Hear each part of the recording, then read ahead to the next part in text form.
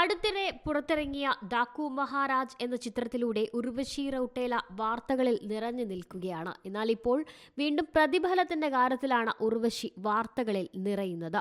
Nandamuri ബാലകൃഷ്ണയുടെ action packed എന്റർടൈൻമെന്റിലെ 3 minute ദൈർഘ്യമുള്ള പ്രകടനത്തിന് നടി എത്ര പ്രതിഫലം വാങ്ങി എന്നാണ് ഇപ്പോൾ വാർത്തകളിൽ നിറയുന്നത്.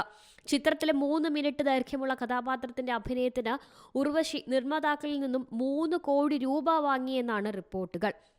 തുടർച്ചയായ പരാജയങ്ങൾക്കിടയിലും ഉർവശി റൌട്ടേല തന്റെ പ്രകടനങ്ങൾക്ക് മിനിറ്റിന് 1 കോടി രൂപ ഈടാക്കുന്നുണ്ട് എന്നാണ് റിപ്പോർട്ടുകൾ പറയുന്നത്. നടിയുടെ ഏകദേശ ആസ്തി ഏകദേശം 236 കോടി രൂപയാണ്. ഇൻസ്റ്റഗ്രാം ഹാൻഡിലിൽ 73 ദശലക്ഷം ആളുകളാണ് ഉർവശി റൌട്ടേലയെ പിന്തുടരുന്നത്. ഉർവശി റൌട്ടേലയുടെ ഏറ്റവും പുതിയ ചിത്രമായ ഡാക്കു മഹാരാജ് ജനുവരി 12-നാണ് തിയേറ്ററുകളിൽ എത്തിയത്. അതേസമയം ഡാക്കു മഹാരാജ് OTT റിലീസിലെത്തുമ്പോൾ നടി ഉർവശി റൌട്ടേലയുടെ രംഗങ്ങൾ OTT പതിപ്പിൽ നിന്നും നീക്കം ചെയ്തു എന്നാണ് അടുത്തിടെ പുറത്തിറങ്ങിയ റിപ്പോർട്ടുകൾ. നെറ്റ്ഫ്ലിക്സ് പ്രീമിയറിംഗിനു മുമ്പ് ഉർവശിയുടെ രംഗങ്ങൾ എഡിറ്റ് ചെയ്തതായാണ് ആക്ഷേപം. എന്നാൽ ഇതിനെക്കുറിച്ചുള്ള ഔദ്യോഗിക സ്ഥിരീകരണമൊന്നും ലഭിച്ചിട്ടില്ല. Entertainment desk, C Malayalam news.